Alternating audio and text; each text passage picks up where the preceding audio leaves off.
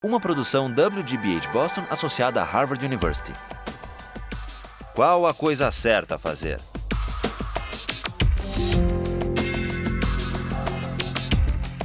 Justice, com Michael Sandel. As reivindicações da comunidade. Today we turn to Kant's reply to Aristotle. Kant thinks that Aristotle just made a mistake. It's one thing, Kant says, to support a fair framework of rights within which people can pursue their own conceptions of the good life. It's something else, and something that runs the risk of coercion, to base law or principles of justice on any particular conception of the good life. You remember Aristotle says, in order to investigate the ideal constitution, we have first to figure out the best way to live. Kant would reject that idea. He says that constitutions and laws and rights should not embody or affirm or promote any particular way of life. That's at odds with freedom. For Aristotle, the whole point of law, the purpose of the polis, is to shape character, to cultivate the virtue of citizens, to inculcate civic excellence, to make possible a good way of life. That's what he tells us in the Politics. For Kant, on the other hand, the purpose of law, the point of a constitution, is not to inculcate or to promote virtue. It's to set up a fair framework of rights within which citizens may be free to pursue their own conceptions of the good for themselves. So we see the difference in their theories of justice. We see the difference in their account of law, or the role of a constitution, the point of politics. And underlying these differences are two different accounts of what it means to be a free person. For Aristotle, we're free insofar as we have the capacity to realize our potential. And that leads us to the question of fit. Fit between persons and the roles that are appropriate to them. Figuring out what I'm cut out for. That's what it means to lead a free life, to live up to my potential. Kant rejects that idea and instead substitutes his famously demanding notion of freedom as the capacity to act autonomously. Freedom means acting according to a law I give myself. Freedom as autonomy. Part of the appeal, part of the moral force of the view of Kant and of Rawls consists in the conception of the person as a free and independent self, capable of choosing his or her own ends. The image of the self as free and independent offers, if you think about it, a powerful, liberating vision, because what it says is that as free moral persons, we are not bound by any ties of history or of tradition or of inherited status that we haven't chosen for ourselves. And so we're unbound by any moral ties prior to our choosing them.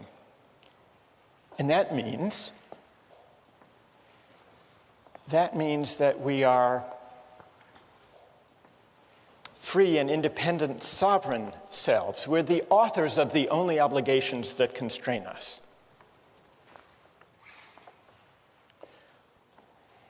The communitarian critics of Kantian and Rawlsian liberalism acknowledge that there is something powerful and inspiring in that account of freedom, the free, independent choosing self. But they argue it misses something. It misses a whole dimension of moral life and even political life. It can't make sense of our moral experience because it can't account for certain moral and political obligations that we commonly recognize and even prize.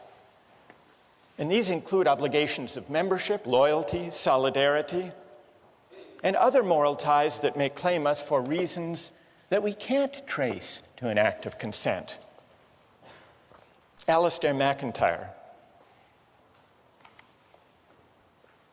gives an account, what he calls a narrative conception of the self. It's a different account of the self. Human beings are essentially storytelling creatures, MacIntyre argues. That means I can only answer the question, what am I to do, if I can answer the prior question, of what story or stories do I find myself a part? That's what he means by the narrative conception of the self. What does this have to do with the idea of community and belonging? MacIntyre says this: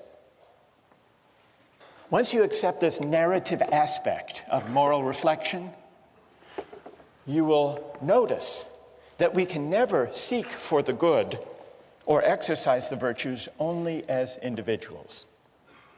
We all approach our circumstance as bearers of particular social identities. I am someone's son or daughter, a citizen of this or that city. I belong to this clan, that tribe, this nation. Hence, MacIntyre argues, what is good for me has to be the good for someone who inhabits these roles. I inherit from the past of my family, my city, my tribe, my nation, a variety of debts, inheritances, expectations, and obligations. These constitute the given of my life, my moral starting point. This is, in part, what gives my life its moral particularity. That's the narrative conception of the self. And it's a conception that sees the self as claimed or encumbered, at least to some extent, by the history, the tradition, the communities of which it's a part.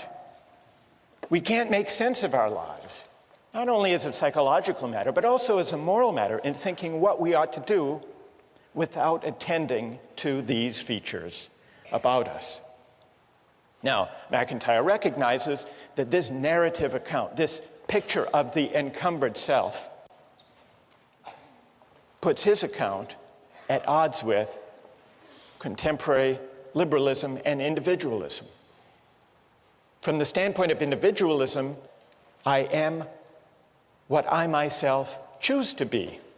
I may biologically be my father's son, but I can't be held responsible for what he did unless I choose to assume such responsibility. I can't be held responsible for what my country does or has done unless I choose to assume such responsibility. But MacIntyre says this reflects a certain kind of moral shallowness, even blindness. It's a blindness at odds with the full measure of responsibility, which sometimes, he says, involves collective responsibility, or responsibilities that may flow from historic memories. And he gives some examples. Such individualism is expressed by those contemporary Americans who deny any responsibility for the effects of slavery upon black Americans, saying, I never owned any slaves.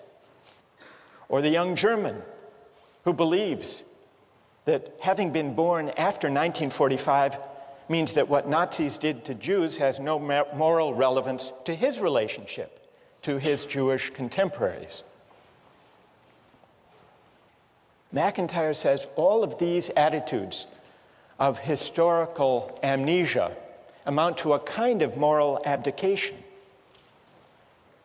Once you see that who we are and what it means to sort out our obligations can't be separated, shouldn't be separated from the life histories that define us. The contrast, he says, with the narrative account is clear. For the story of my life is always embedded in the story of those communities from which I derive my identity. I am born with a past, and to try to cut myself off from that past is to deform my present relationships. So there you have, in MacIntyre, a strong statement of the idea that the self can't be detached, shouldn't be detached from its particular ties of membership, history, story, narrative. Now, I want to get your reactions to the communitarian critique of the individualist or the voluntarist, the unencumbered self. But let's make it concrete so that you can react to more than just the theory of it by looking at the two different accounts of moral and political obligation that arise, depending on which of these conceptions of the person one accepts. On the liberal conception, moral and political obligations arise in one of two ways. There are natural duties that we owe human beings as such, duties of respect for persons qua persons. These obligations are universal. Then, as Rawls points out, there are also voluntary obligations, obligations that we owe to particular others insofar as we have agreed, whether through a promise or a deal or a contract. Now, the issue between the liberal and communitarian accounts of the self, is there another category of obligation or not? The communitarian says there is. There is a third category that might be called obligations of solidarity or loyalty or membership. The communitarian argues that construing all obligations as either natural duties or voluntary obligations fails to capture obligations of membership or solidarity. Loyalties whose moral force consists partly in the fact that living by them is inseparable from understanding ourselves as the particular persons we are. What would be some examples? And then I want to see how you would react to them. Examples of obligations of membership that are particular, but don't necessarily flow from consent, but rather from membership, narrative, community, one's situation. The most common examples are ones to do with the family, the relation between parents and children, for example. Suppose there were two children drowning. You could save only one of them. One was your child, the other was a stranger's child. Would you have an obligation to flip a coin? Or would there be something morally obtuse if you didn't rush to save your child? Now you may say, well, parents have agreed to have their children. So take the other case, the case of children's obligation for their parents. Now we don't choose our parents. We don't even choose to have parents. There is that asymmetry. And yet, consider two aging parents, one of them yours, the other a stranger's. Doesn't it make moral sense to think that you have a greater obligation to look after your aged parent than to flip a coin or to help the strangers? Now, is this traceable to consent? Not likely. Or take a couple of political examples. During World War II, French resistance pilots flew bombing raids over occupied France. One day, one of the pilots received his targets and noticed that the village he was being asked to bomb was his home village. He refused, not disputing that it was as necessary as the target he bombed yesterday. He refused on the ground that he couldn't bring himself. It would be a special moral crime for him to bomb his people, even in a cause that he supported, the cause of liberating France. Now, do we admire that? If we do, the communitarian argues, it's because we do recognize obligations of solidarity. Take another example. Some years ago, there was a famine in Ethiopia. Hundreds of thousands of people were starving. The Israeli government organized an airlift to rescue Ethiopian Jews. They didn't have the capacity to rescue everyone in Ethiopia. They rescued several hundred Ethiopian Jews. Now, what's your moral assessment? Is that a kind of morally troubling partiality, a kind of prejudice? Or, as the Israeli government thought, is there a special obligation of solidarity that this airlift properly responded to? Well, that takes us to the broader question of patriotism. What, morally speaking, is to be said for patriotism? There are two towns named Franklin. One is Franklin, Texas, and the other is just across the Rio Grande River, Franklin, Mexico. What is the moral significance of national boundaries? Why is it, or is it the case, that we as Americans have a greater responsibility for the health and the education and the welfare and public provision for people who live in Franklin, Texas, than equally needy people just across the river living in Franklin, Mexico? According to the communitarian account, membership does matter. And the reason patriotism is at least potentially a virtue is that it is an expression of the obligations of citizenship. How many are sympathetic to the idea that there is this third category of obligation, the obligations of solidarity or membership? How many are sympathetic to that idea? And how many are critical of that idea? How many think all obligations can be accounted for in the first two ways? All right, let's hear from the critics of the communitarian idea first. Yes? My biggest concern with the idea of having obligations because you're a member of something or because of solidarity is that it seems that if you accept those obligations as being sort of morally binding, then there's a greater occurrence of overlapping obligations, a greater occurrence of good versus good. And I don't know if this sort of framework allows us to choose between them. Good. And what's your name? Patrick.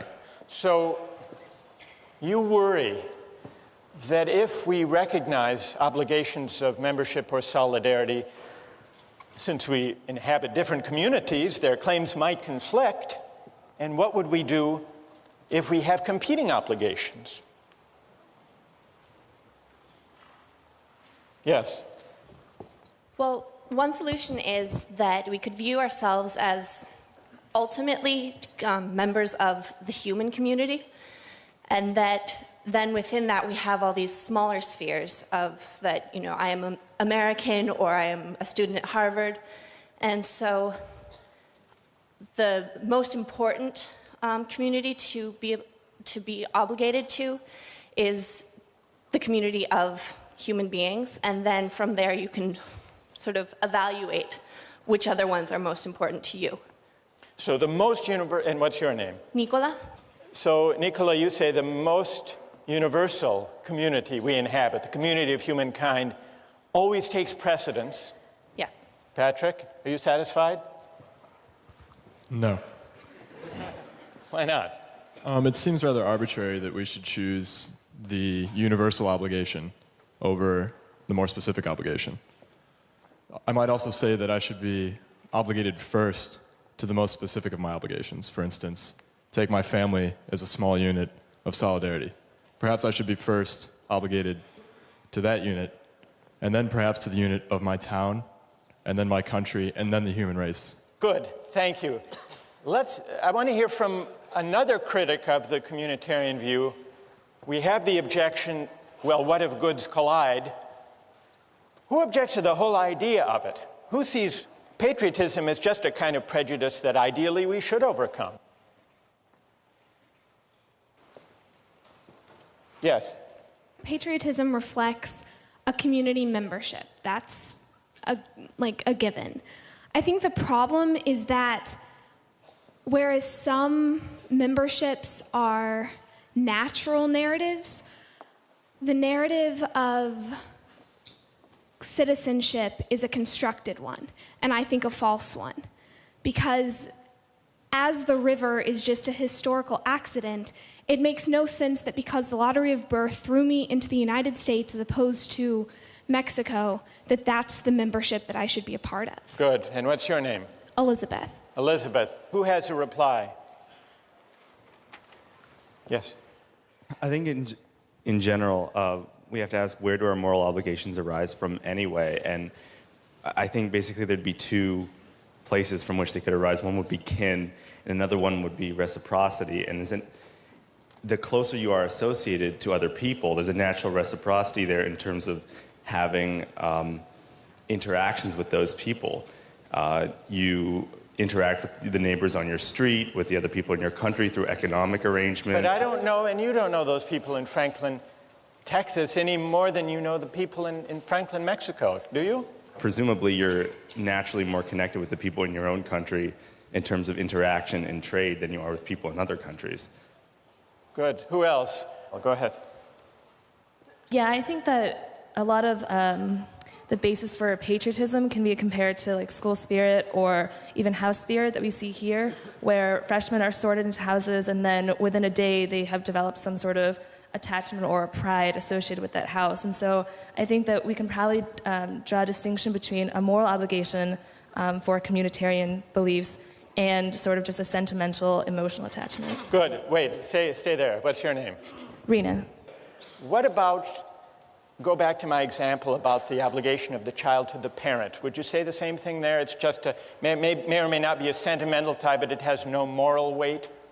Well, I mean, I'm not entirely certain that accident in the initial stage is something that will preclude like moral obligations later.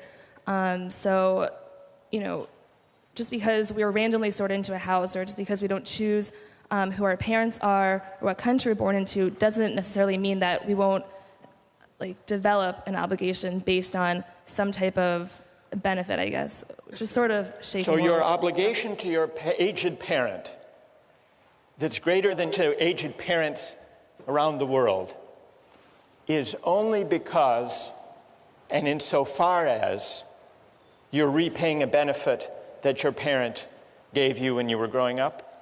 Yeah, I mean, I would say that if we look at cases of adoption where, you know, you have a biological parent somewhere else that you don't interact with, and then you have a parent, you know, who adopted you, most people would say that if you had to pick between them in the case of, you know, aging parents, that your obligation would lie more with the person who raised you and who had exchanges with you meaningfully. May I ask you one more question about the parent? Sure. Do you think that a person with a bad parent owes them less? I don't know, because I've never had a bad parent.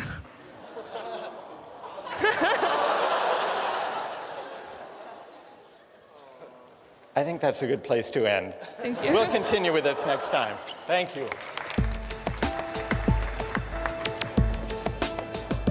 If I were working on an ec problem set, for example, and I saw that my roommate was cheating, that might be a bad thing for him to do, but I wouldn't turn him in. You would not turn him in? I wouldn't turn him in, and I think that, I would argue that's the right thing to do because of my obligation to him, you know. You don't have a duty to tell the truth? To report someone who cheated?